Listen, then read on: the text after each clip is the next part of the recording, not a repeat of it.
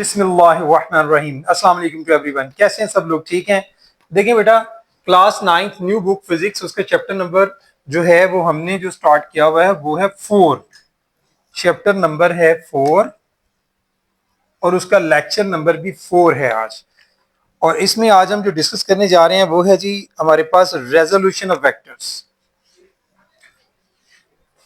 Resolution of vectors.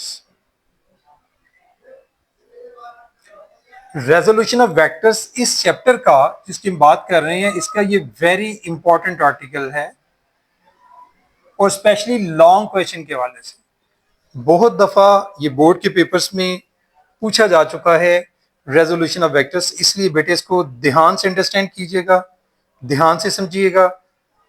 अगर आप इसको अच्छे से समझेंगे तो इंशाल्लाह आप इसको प्रिपेयर करने के काबिल हो जाएंगे। तो देखना यह है कि हमने आज करना क्या है। सबसे पहली बात करनी है हमने रेजोल्यूशन पर। रेजोल्यूशन जो है इसका क्या मतलब होता है? रेजोल्यूशन वर्ड निकला है रिजॉल्व से। रिजॉल्व का क्या मतलब होता है? रिजॉल्व का मतलब होता है ब्रेक डाउन।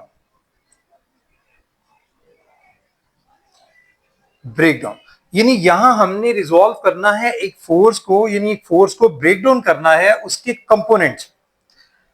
इससे पहले मैं बात कर लेता हूं हेड टू टेल रूल की, जो आपने इससे पहले टॉपिक पढ़ा था, हेड टू टेल रूल। उसमें हम क्या करते थे? उसमें हमारे पास डिफरेंट फोर्सेस होती थी, 2 3 4 मतलब ज्यादा भी। तो हम उन फोर्सेस को क्या करते थे? उन फोर्सेस को एक दूसरे के साथ अटैच करते थे। सपोज समझ लें हमारे पास दो फोर्सेस हैं, एक सपोज ये फोर्स है, एक ये फोर्स है। तो हेड टू टेल रूल में हमने क्या किया था कि हमने पहली फोर्स उसको किसी एंगल पर हमने ड्रॉ किया, फिर दूसरी फोर्स को हमने ड्रॉ किया, मतलब सपोज ये एक फोर्स है या दूसरी ये फोर्स है, इसको हमने ड्रॉ किया। तो इन दोनों फोर्सेस को फिर हम मिला देते थे। ये जो फोर्स हमें हासिल होती थी ये रिजल्टेंट फोर्स थी। मतलब एफ जो होता है वो हमारे पास रिजल्टेंट फोर्स थी। ये हमारे पास सपोज कोई F1 थी या F2 थी या डिफरेंट फोर्सेस 2 3 4 कुछ भी हो सकती थी। लेकिन ये तो था हेड टू टेल रूल के पहले वेक्टर को या पहली फोर्स के हेड को, हेड से सेकंड के यानी टेल को आप अटैच करके फिर आगे नेक्स्ट वन का जो हेड होता है उसके साथ नेक्स्ट की टेल, और लास्ट में जो आपका रिजल्टेंट होता है उसकी टेल फर्स्ट वेक्टर की टेल के साथ और लास्ट वेक्टर के हेड के साथ। ये तो हमने हेड टू टेल रूल में पढ़ा। लेकिन यहां हमारा जो काम है आज हमारा जो है वो है रेजोल्यूशन ऑफ वेक्टर्स पे बात करेंगे। रेजोल्यूशन ऑफ वेक्टर्स क्या है कि हमने फोर्सेस को या वेक्टर्स को क्या करना होता है, उनको रिजॉल्व करना होता है, उनको ब्रेक डाउन करना होता है। यानी एक फोर्स जो है वो रिजॉल्व होती है अपने कंपोनेंट्स में। तो इसकी डेफिनेशन फिर क्या हुई कि भाई to divide a force, to divide a force किस में कन्वर्ट करना है आपने? Into its components. To divide a force into its components is called resolution of vectors भी कह सकते हैं, फोर्स भी कह सकते हैं। रेजोल्यूशन ऑफ फोर्सेस भी या रेजोल्यूशन ऑफ वेक्टर्स, दोनों बातें हम इसके लिए कर सकते हैं। लेकिन अगली बात इसमें क्या होती है कि भाई जो जिस फोर्स को हमने रिजॉल्व करना होता है उसके कंपोनेंट्स में, वो जो कंपोनेंट्स होते हैं वो परपेंडिकुलर कंपोनेंट्स होते हैं और म्यूचुअली परपेंडिकुलर होते हैं। मतलब अगर हमारे पास एक फोर्स है, ये हमारे पास अगर कोई फोर्स है सपोज, तो मैं इस फोर्स को अगर रिजॉल्व करता हूं इसके दो कंपोनेंट्स में, तो इस तरह से मेरे पास जो है वो एक ट्राइंगल बनेगी कि ये मेरे पास फोर्स थी, फोर्स F, ठीक है। तो इसके दो कंपोनेंट्स, एक ये कंपोनेंट है और एक ये कंपोनेंट है। मतलब अगर मैं इसको F कहूं तो इसके दो कंपोनेंट्स मुझे हासिल होती हैं। इसको मैं O कह दूं, इसको A कह दूं, इसको अगर मैं B कह दूं, तो यहाँ पर जो मेरे पास दो कंपोनेंट्स हासिल होते हैं, एक OA है, दूसरा OB है, ठीक है। तो इस तरह से हम लोग जरा चलेंगे, लेकिन जरा थोड़ा सा मैं आपको आपको आपकी बुक के मुताबिक समझाता हूं ताकि बुक में जो आपकी फिगर बनी है आपको ज्यादा बेहतर समझ आएगी। क्योंकि इस बार जो एक्सप्लेनेशन है आपके टॉपिक की वो थोड़ी ज्यादा उन्होंने की है, ज्यादा दी है, ज्यादा लंबा एक्सप्लेन किया है। पिछली जो पुरानी बुक में भी ये टॉपिक था, लेकिन उसमें रेजोल्यूशन ऑफ फोर्सेस या रेजोल्यूशन ऑफ वेक्टर्स को बहुत ज्यादा डिटेल से एक्सप्लेन नहीं किया गया था, लेकिन इसमें किया गया हुआ है। इसलिए मैं कोशिश करूंगा कि आपको वो सारी डिटेल जो बुक में है उसके मुताबिक समझाऊं। सबसे पहले हम क्या करने जा रहे हैं, हम लोग रिजॉल्व करने जा रहे हैं। आप समझें कि ये हमारे पास एक ग्राफ जब हम ड्रॉ करते हैं तो ये हमारे पास क्या होता है, एक्स एक्सिस और वाई एक्सिस, ये एक्स एक्सिस ये वाई एक्सिस। अब हमने क्या किया है कि हमने एक्स एक्सिस के ये एक फोर्स हमने ले ली। चलिए सबसे पहले जैसे मैंने आपको बताया ये एक फोर्स है जिसको हमने रिजॉल्व करना है इसके कंपोनेंट्स में, इसका नाम दे दिया एफ। ये कोई एंगल थीटा एक्स एक्सिस के साथ बनाएगी, किसी पर्टिकुलर एंगल पर है। अब हमने करना क्या है कि हमने दो पॉइंट्स ले लिए हैं, एक पॉइंट यहां पर ले लिया, इसको मैं ओ कह देता हूं, इसको मैं ए कह देता हूं बुक के मुताबिक, जो बुक ने पॉइंट्स लिए, और ये पॉइंट हमारे पास क्या आ जाएगा सी। तो मैंने इनको आपस में मिला दिया। तो मेरे पास देखें यहां पर जो है इस वक्त ओ ए और ए सी दो कंपोनेंट्स हासिल हो रहे हैं, किसके, ओ सी के। ओ सी क्या है, ओ सी हमारे पास वो फोर्स है जिसको हम रिजॉल्व कर रहे हैं, और इसके किस में, इसके दो कंपोनेंट्स में, ठीक है, इनटू इट्स कंपोनेंट्स। मतलब यहां पर कितने कंपोनेंट्स हैं, दो कंपोनेंट्स हैं। दो कंपोनेंट्स में हम इसको रिजॉल्व कर रहे हैं, और दोनों कंपोनेंट्स अगर आप देखें, दोनों कंपोनेंट्स जो हैं वो परपेंडिकुलर हैं, यानी एक दूसरे पर, ये दोनों कंपोनेंट क्या हैं, एक दूसरे पर 90 डिग्री के एंगल पर है, ये और ये दोनों कंपोनेंट्स। ये चीज भी आपने माइंड में यहां पे रखनी है। अब हमने किया क्या है, जो बुक के मुताबिक हमें समझाया गया है कि चलें इस पॉइंट को नाम उन्होंने दे दिया है बी। यहां पर ये जो एक डॉटेड लाइन कहीं दी गई है, इस पॉइंट को नाम दे दिया है बी। अब ये जो बी सी है, इसके ऊपर से बीम ऑफ लाइट जो है वो यहां पर डाली गई है, बीम ऑफ लाइट। मतलब समझें कि ये हमने कोई बीम ऑफ लाइट इनके ऊपर, ये समझ लें इमेजिनरी है, ये सारा कोई मतलब एक्चुअल नहीं है। बीम ऑफ लाइट क्या है, इमेजिनरी है। बीम ऑफ लाइट हम अगर इस पर डालते हैं, ये बीम ऑफ लाइट हमने इसके ऊपर जो है वो, उसके बाद हमें जो इसकी फिगर है वो कुछ इस तरह से दिखाई देती है कि जो हमारे पास फोर्स एफ है, अब यहां पर जो फोर्स एफ है वो क्या है, ओ सी किसको रिप्रेजेंट कर रहा है, एफ को। ओ ए जो है वो किसको रिप्रेजेंट कर रहा है, मतलब उसके दो कंपोनेंट्स बन रहे हैं। एक कंपोनेंट जो है आप देख सकते हैं, एक कंपोनेंट इस फोर्स का जो है वो ये है ओ ए, ठीक है। ओ ए कंपोनेंट है इसका एक, ओ सी तो होगी हमारे पास एफ, ठीक है। बाकी जो दो कंपोनेंट्स है, ये कंपोनेंट ओ ए किसके लॉन्ग है, ये एक्स एक्सिस के लॉन्ग है। तो मैं कह सकता हूं कि ओ ए जो है वो एफ एक्स है, एक्स एक्सिस के लॉन्ग एफ का कंपोनेंट जो है वो एफ एक्स हो गया। इसी तरह से इसका दूसरा कंपोनेंट क्या है, ए सी। ए सी किसके लॉन्ग है, ये वाई एक्सिस के लॉन्ग है, तो मैं इसको लिख सकता हूं एफ वाई। तो मैं यहां से लिख सकता हूं कि ए सी जो कंपोनेंट है वो क्या है, वो है हमारे पास एफ वाई। यानी ये दोनों कंपोनेंट जो हैं हमारी, जो एक्चुअल फोर्स थी उसको हमने रिजॉल्व कर दिया टू म्यूचुअली परपेंडिकुलर। मतलब पहली बात तो ये है कि हमने कहा कि दो कंपोनेंट्स में कन्वर्ट होंगे। कितने कंपोनेंट्स इस फोर्स की हो रही हैं, दो हो रहे हैं, और दोनों कंपोनेंट्स अगर आप देखें, एक एक्स एक्सिस के लॉन्ग है, एक वाई, और दोनों म्यूचुअली परपेंडिकुलर भी हैं, मतलब 90 डिग्री का एंगल भी बना रहे हैं एक दूसरे के। तो इसलिए हम क्या बोलते हैं इनको, म्यूचुअली परपेंडिकुलर, यानी एक दूसरे के साथ अटैच हैं। और दोनों म्यूचुअली परपेंडिकुलर क्यों बोला जाता है, सादा लफ्जों में देखिएगा, फिर से रिपीट कर रहा हूं कि अगर हम इस कंपोनेंट को देखेंगे तो ये जो कंपोनेंट है इसके ऊपर 90 डिग्री का एंगल बना रहा है, और अगर हम इस कंपोनेंट को देखेंगे तो ये भी इसके ऊपर कितने डिग्री का एंगल बना रहा है, 90 डिग्री। दोनों एक दूसरे पर 90 डिग्री का एंगल बना रहे हैं, इसलिए दोनों म्यूचुअली परपेंडिकुलर। अंडरस्टैंड। तो ये हो गया जी हमारे पास दोनों कंपोनेंट जो कि म्यूचुअली परपेंडिकुलर भी हैं।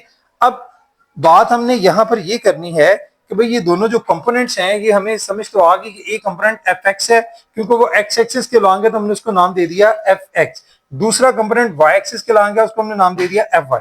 अब हमने इनको फाइंड आउट भी करना है। हम कैसे फाइंड आउट करेंगे, तो देखें भाई, इसके लिए हमने, ये हमारे पास जो आपको एक ट्राइंगल दिखाई दे रही है, इसको अगर आप गौर करें तो ये एक राइट एंगल ट्राइंगल है।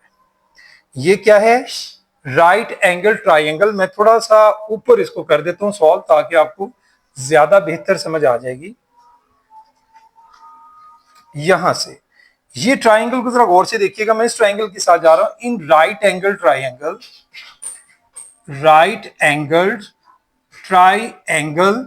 और इसका नाम क्या है राइट एंगल ट्राइंगल का, देखें राइट एंगल ट्राइंगल का क्या नाम है, ओ ए सी। हम किस ट्राइंगल की बात कर रहे हैं? ओ ए सी की। ये हमारे पास एक राइट एंगल ट्राइंगल है। तो भाई इसमें हम लोग बात करने जा रहे हैं नेक्स्ट। तो इसमें देखें आप, पहली बात क्या है कि हमने इन कंपोनेंट्स को फाइंड आउट करना है। तो कैसे फाइंड आउट करेंगे? तो सबसे पहले तो आपको ये पता होना चाहिए कि जो राइट एंगल ट्राई एंगल होती है उसमें इसके जो कंपोनेंट्स हैं, ये जो इसके पार्ट्स हैं ट्राइंगल के, ये जो कंपोनेंट जो एक्स एक्सिस के लॉन्ग होता है उसको हम क्या बोलते हैं? बेस। ये क्या है? ये बेस होता है। ये परपेंडिकुलर होता है, परपेंडिकुलर कहलाता है ये। ठीक है, परपेंडिकुलर, मैं जरा शॉर्ट स्पेलिंग लिख रहा हूं, परपेंड भी लिख सकते हैं, परपेंडिकुलर। और ये क्या कहलाती है? ये लाइन, ये हाइपो। ये क्या है? ये हाइपो। और by Pythagoras theorem, Pythagoras theorem आपने देखा है कि पैथागोरस थ्योरम में हमने ये बात देखी हुई है कि वो, उसमें ये सारी बातें एक्सप्लेन की गई कि हाइपो होल स्क्वायर जो है वो base whole square perpendicular whole square के इक्वल होता है। यानी उसी ने इनके नेम जो है पैथागोरस ने रखे हैं। लेकिन हम यहाँ पर सिंपली ये डिस्कस करने जा रहे हैं कि भाई ये जो कंपोनेंट है एफ एक्स, वो किसके इक्वल है? अगर हम एफ एक्स को निकालना चाहेंगे तो एफ एक्स कंपोनेंट किसके इक्वल होगा? वो ओ ए डिवाइडेड बाय ओ सी के इक्वल होगा। यानी इस ट्राइंगल में अगर आप निकालना चाहते हैं कि एफ एक्स जो है वो हमने फाइंड आउट करना है, तो हमारे पास देखें कि जो कंपोनेंट्स हैं कि यहां से हमारे पास ये जो ओ ए है उसको अगर मैं डिवाइड करता हूं ओ सी के साथ, ओ ए क्या है? ये बेस है। ओ सी क्या है? ये हाइपो है। यानी ये चीजें सारी पैथागोरस ने हमें एक्सप्लेन की हुई हैं। मैं साइड पे लिख के समझा देता हूं कि भाई बेस ओवर हाइपो किसके इक्वल होता है? बेस ओवर हाइपो जो है वो कॉस थीटा के इक्वल होता है। आपने इन चीजों को याद कर लेना है। ठीक है, ये ट्रिग्नोमेट्रिक रेशियोज में भी यूज होती हैं। उसके बाद ये परपेंडिकुलर है, ए सी परपेंडिकुलर है ओवर ओ सी। तो ये हमारे पास क्या है? परपेंडिकुलर। परपेंडिकुलर ओवर हाइपो किसके इक्वल होता है? यानी परपेंडिकुलर के लिए पीआरपी, और हाइपोटेन्यूज के लिए मैं सिर्फ हाइपो का वर्ड यूज कर रहा हूं। ये किसके इक्वल होता है? साइन थीटा की। बात की समझ आ रही है? अगर हम तीसरा जाएंगे तो वो भी हमें पता है कि हम लोग परपेंडिकुलर ओवर बेस जो है ये हमारे पास टेन थीटा के इक्वल होता है। लेकिन अभी हमारा जो कंसर्न है वो है बेस ओवर हाइपो, क्योंकि हमने एफ एक्स फाइंड आउट करना। बेस ओवर हाइपो की अगर हम बात करते हैं तो बेस ओवर हाइपो किसके इक्वल है? यानी यहां से अगर मैं देखूं कि ओ ए, देखें जी, ओ ए डिवाइडेड बाय ओ सी, ये किसके इक्वल आ रहा है जी? मैंने आपको बताया कि ये इक्वल है कॉस थीटा के। ठीक है जी। अब ओ ए क्या है? ओ ए हमारे पास है एफ एक्स, इसकी वैल्यू पुट कर दें एफ एक्स। ओ सी हमारे पास क्या है? वो है एफ, इसके नीचे एफ लिख दें, कॉस थीटा। तो मींस यहां से अगर मैं एफ एक्स फाइंड आउट करना चाहूंगा तो एफ एक्स किसके इक्वल आएगा? F X is equal to F into cos theta. ये हमारा पहला परपेंडिकुलर कंपोनेंट जो है, जो दो म्यूचुअली परपेंडिकुलर कंपोनेंट है उनमें से एक हमने फाइंड आउट कर लिया है। अब दूसरी तरफ जाते हैं, फिर से आए आप लोग इसी ट्राइंगल में, जो ट्राइंगल ओ ए सी है उसमें जो सेकंड कंपोनेंट है वो आपका क्या है? वो आपका है A C divided by O सी। और ये किसके इक्वल होगा? A C divided by O C perpendicular over hypo किसके इक्वल है? साइन थीटा के, जैसे मैं अभी यहां आपको समझा दिया, साइन थीटा के। अब देखिए यहां से देखिए हम लोग अगर पहले स्टेप में अगर लिखना है तो वैसे लिखने ज्यादा अच्छा होता है। यानी ये लिख लें ओ ए by O C, O A by O सी, इसका नाम भी लिख लें, ये ओ सी है। यानी नहीं सॉरी, यहां हमने वही लिखना है। ठीक है, वो हमने लिख लिया हुआ है कॉस थीटा में। अच्छा, यहां से देखेंगे ए सी ओवर ओ सी जो है ये साइन थीटा है। ठीक है, डायरेक्ट यही लिखेंगे, डिटेल की बहुत ज्यादा जरूरत नहीं है, डायरेक्ट आपको इसकी वैल्यू ही लिखनी है। A C divided by O C equal है साइन थीटा के। आपने फाइंड आउट क्या करना है? आपने फाइंड आउट जो है वो यहां से ये वाला कंपोनेंट फाइंड आउट करना है एफ वाई। यानी ए सी कितना है? एफ वाई, इसकी जगह पर लिख दें जी एफ वाई। ओ सी क्या है? वो आपके पास एफ है, साइन थीटा। बिल्कुल उसी तरह से एफ वाई को इसी तरफ रहने दें, तो एफ दूसरी तरफ जाके मल्टीप्लाई होगा किसके साथ? साइन थीटा के साथ। तो ये हमारे पास सेकंड कंपोनेंट जो है वो फाइंड आउट हो जाएगा। असल में ये टॉपिक सारा इसी इन्हीं चीजों के गिर्द है। मेन आपने इस टॉपिक में ट्रायंगल बना के अच्छे तरीके से इसको समझ के कंपोनेंट्स को एक्सप्लेन करके कौन सा एक्स एक्सिस के लॉन्ग है, कौन सा वाई एक्सिस के लॉन्ग है, फिर उसके बाद आपने जो निकालना है ये आपने दोनों कंपोनेंट्स एफ एक्स और एफ वाई फाइंड आउट करने हैं, तो आपका लॉन्ग क्वेश्चन कंप्लीट होता है। लेकिन इसमें मैंने जैसे बताया, मैं रीडिंग कर रहा हूं इस टॉपिक की, इसी टॉपिक को कुछ एक्सप्लेन करते हुए थोड़ा सा उन्होंने ज्यादा लंबा कर दिया है, समझ ले कि एक्सपेंड किया हुआ है बातों को, जो कि आई थिंक पहले पिछली बुक में यही question with my point of view ज्यादा अच्छे तरीके से था, बहुत ज्यादा एक्सपेंड नहीं किया हुआ था, टू द पॉइंट था। तो मैं बहरहाल आपके साथ फिर भी इसकी रीडिंग शेयर कर रहा हूँ। टॉपिक आपको मैंने समझा दिया, जो काम आपका करने वाला वो ये है सारा। तो इसमें देखें जी, जो शुरू में रेजोल्यूशन ऑफ वेक्टर्स के हवाले से लिखा गया है कि by head to table two or more vectors can be added. जैसे मैंने शुरू में आपको समझाया कि हेड टू टेबल में हम लोग वेक्टर्स को ऐड करते हैं, तो ये इससे हमें रिजल्टेंट वेक्टर मिलता है, ठीक है। It's reverse process is also possible, that is a given vector can be divided into two more parts. यानी एक वेक्टर को जैसे अभी हमने रिजॉल्व किया, दो वेक्टर में कन्वर्ट कर दिया। These parts are called as components of the given vector. तो ये जो है ये दोनों इसके कंपोनेंट्स कहलाएंगे, ठीक है। If these components are added अब the resultant is equal to the given vector. अगर फिर आप दोनों को अगर ऐड कर लें तो रिजल्टेंट फिर इसी के इक्वल होगा। बात की समझ आ गई? अच्छा, to divide a force into its components is known as resolution of vectors। ये तो डेफिनेशन हो गई, निशान लगा लीजिएगा, बुक पर मैंने आपको बता दी थी। अब हम एक्सप्लेनेशन पे आते हैं। Usually a force is resolve into two components which are perpendicular to each other. यानी ये दोनों कंपोनेंट्स जो हैं वो एक दूसरे पे, मैंने आपको समझाया कि वो क्या है, परपेंडिकुलर है। These are called its perpendicular or rectangular components of the force। सादा लफ्जों में अगर perpendicular components की डेफिनेशन पूछी जाए तो आप यही लिख सकते हैं कि भाई ये force is resolved into two components which are perpendicular to each other। These are called its perpendicular or rectangular components of the force। ये डेफिनेशन किसकी है, बुक पे निशान लगा लें, perpendicular components की या rectangular components भी इनको बोलते हैं। तो let us resolve a force F into its perpendicular components, ठीक है। A force F acting on a body at an angle theta. ये फोर्स F एक्ट कर रही है एक एंगल थीटा पर विद एक्स एक्सिस, ठीक है। इमेजिन अ बीम, ये आपने इमेजिन करना है, जो मैंने ऊपर लिखा था बीम ऑफ लाइट, ये इमेजिन किया है, is placed above the vector F। Vector F के ऊपर हमने उसको रखा है। तो is the light falls perpendicularly to the x axis, it will cast a shadow OA। यानी हमारे पास इस फोर्स के दो शैडो बन रहे हैं, एक OA और एक OC of vector F into x axis, ठीक है जी।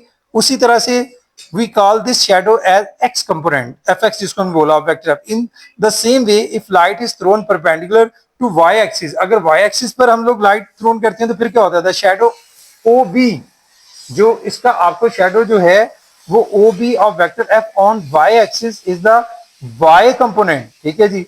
वो हमें f का यहां से दिखाई देगा, यानी OB का जो शैडो है आप देख सकते हैं कि ये आपके पास AC की शक्ल में आपको हासिल होगा। तो component of a vector is its effective value in given direction. The x and y components can be practically drawn simply by dropping, कैसे, perpendicular from the tip of the vector f onto x and y axis. ये x और y axis पर हमने क्या किया है, इनकी tips के साथ हमने इसको खींचा है, ठीक है जी। तो the x component of force जो है F is denoted by Fx, और जो y कंपोनेंट ऑफ फोर्स है उसको हम किससे डिनोट करते हैं, Fy से, ठीक हो गया। It is evident that F is the resultant vector of components Fx and Fy। Moreover, Fx and Fy are perpendicular to each other। perpendicular to each other मतलब 90 डिग्री पर हैं। therefore Fx and Fy are called perpendicular components vector F, जिसकी शुरू में definition हमने ऊपर बयान की थी, उसको मजीद यहाँ पर भी उन्होंने समझा दिया। अच्छा, the magnitude of perpendicular components can be found from the right angle triangle, जो मैंने भी आपको समझाया, यहाँ से OAC राइट एंगल ट्रायंगल में OA ओवर OC जो है वो cos थीटा की इक्वल है, जो अभी सारा समझाया है वही सारा नीचे लिखा हुआ है। दोनों कंपोनेंट्स यहाँ से फाइंड आउट हो जाएंगे। तो ये था भाई बेटा ये टॉपिक सारा, मैं फिर से रिपीट कर देता हूँ। This one is very important topic for board exam in case of long question. तो भाई लॉन्ग क्वेश्चन की शक्ल में ये एक वेरी इंपॉर्टेंट क्वेश्चन है, इसको अच्छे से प्रिपेयर कीजिएगा, पहले अंडरस्टैंडिंग कीजिएगा, उसके बाद फिर इसको इसमें डायग्राम फिगर बनाना बहुत जरूरी है। विदाउट फिगर विदाउट डायग्राम अगर आप इसको एक्सप्लेन करते हैं, लिखते हैं, तो आपको मार्क्स नहीं मिलेंगे। विद फिगर या विद डायग्राम आप इसको सॉल्व करेंगे, फिर ही आप इसके मार्क्स हासिल करेंगे। आज के लिए इतना ही। Thank you very much. Assam.